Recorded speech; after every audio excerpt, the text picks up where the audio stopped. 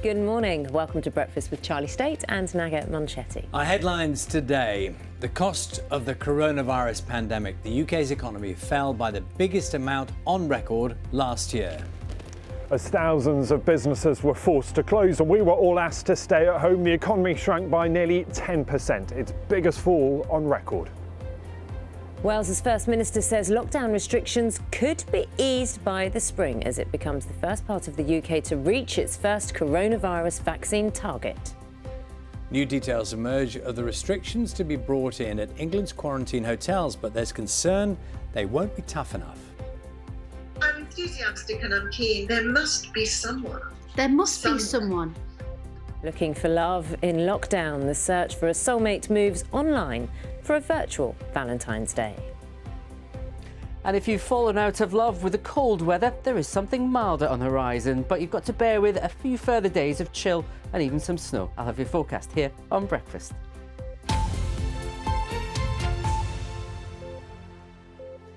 Good morning. It's Friday, the 12th of February. Our top story this morning. The UK economy fell by 9.9% last year. That is the largest annual fall on record. Now, latest figures show that there were some small signs of recovery in December. Not enough, of course, to undo the damage of the lockdown restrictions and the virus. Let's talk to Ben, who's in central London and has been taking a look at the numbers and braving the cold up on the roof of New Broadcasting House. Morning, Ben. Yeah, good morning to you both. You're absolutely right. We've had these latest figures that tell us how 2020 looked as a whole. We were waiting for the last quarter's official figures, so for October, November and December, and that lets us see how 2020 was economically. And look, no great surprise that it was pretty tough. Many businesses were forced to close. We were asked to stay at home, and therefore the economy could not function in any sort of normal fashion. And at the start of the year, the first two quarters, we saw the economy contract pretty sharply. That's because as those restrictions took hold, by the summer, things started to pick up a bit. We were able to eat out to help out. Some of the businesses worked out how they could still operate within the restrictions. And actually, towards the end of the year, the economy grew by 1%. But as you touched on, by no means was that enough to make up for lost ground. So the economy 10% smaller this time now than it was this time last year. Big questions now, of course, about what happens over the coming months, because we know this latest round of restrictions also taking their toll on business. They're really struggling to open up. And it's interesting, some of the growth at the end of last year actually came from pre-Brexit stockpiling, so businesses worried about restrictions on imports and exports, so they filled up their warehouses, and also massive spending on that government test and trace programme helping to prop up the economy. So the concern is that without that now at the start of this year, 2021 could be getting off to a pretty tough start indeed. Well, within the last few minutes, the Chancellor's been talking about these latest figures and what it tells us about the economic recovery. He says, look, it shows that the economy was resilient over the winter, but there's still a lot of work to do. Take a listen. Today's figures show that last year our economy experienced a significant shock. And whilst there were some signs of resilience over winter, what's clear is right now many families and businesses are experiencing hardship. That's why we've put in place a comprehensive plan for jobs to support people through this crisis, and we will set out the next stage of our economic response at our budget in early March. So Chancellor Rishi Sunak there with his assessment of what these figures tell us.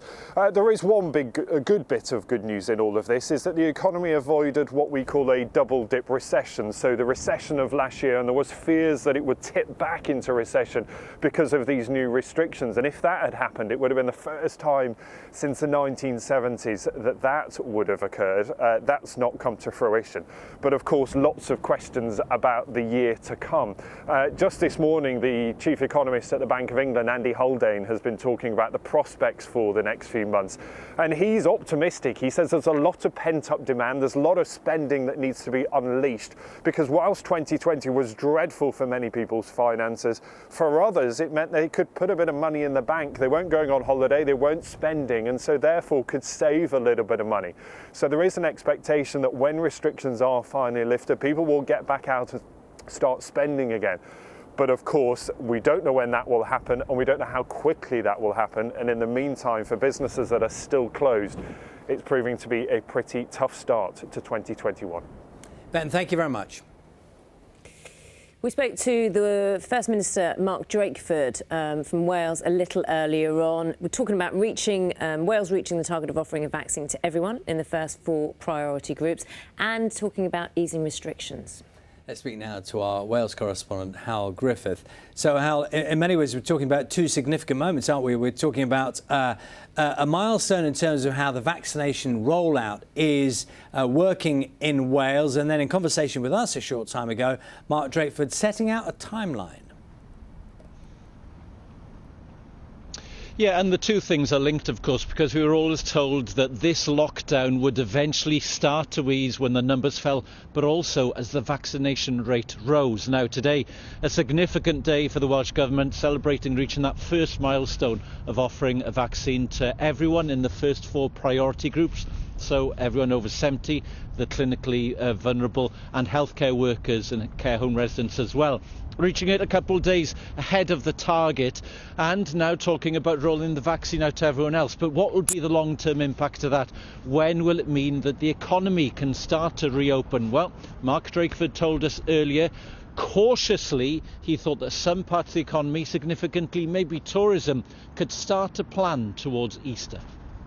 With vaccination and with numbers falling, provided we reopen society carefully and cautiously, and don't allow the virus to get away from us again, we can see a path into the spring where it will be possible for us to go back to doing some of the things that we're all missing so much.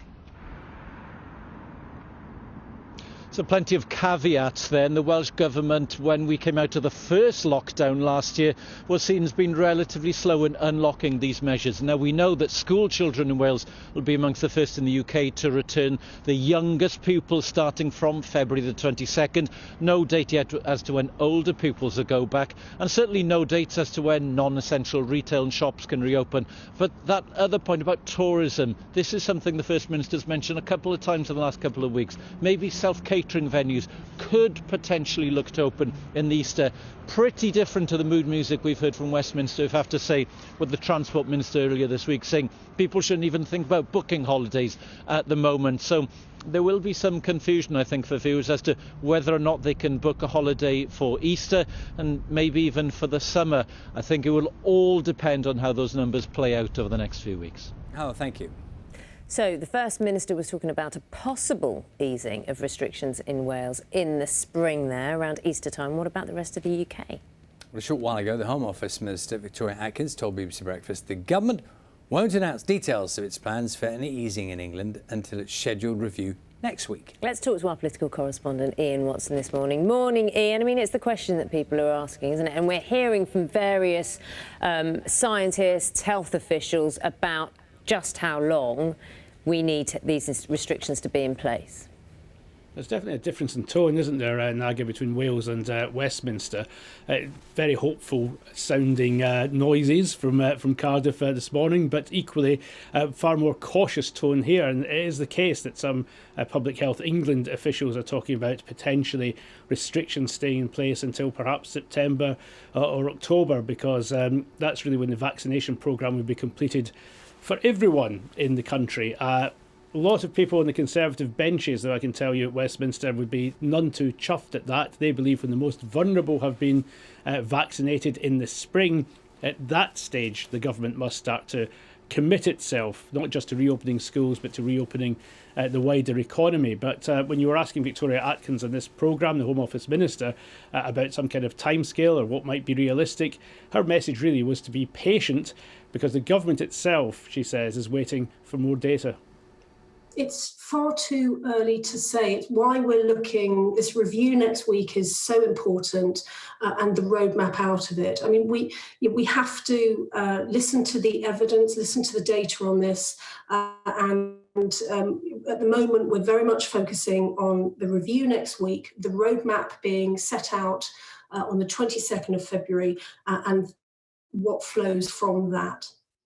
So Victoria Atkins, the Home Office Minister, making it clear that we're going to have to wait until the Prime Minister sets out his roadmap on the 22nd of this month to get some more details of how we could come out of lockdown in England.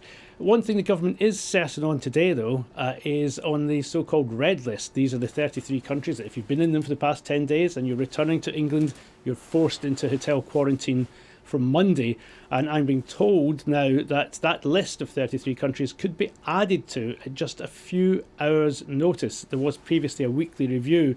So I think, given that we're not allowed to travel for leisure purposes at the moment in any case, but there's a further disincentive to international travel, the government taking a hard line on this, countries could be added to that list at very short notice, and you could find yourself at very short notice having to stump up perhaps £1,700 and spend 10 days in an airport hotel.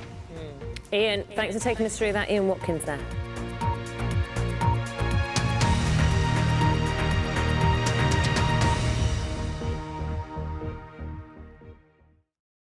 See the headlines as they happen and watch BBC News live in the app and get the full story with bbc.co.uk/news. Follow the story for all the latest with BBC News.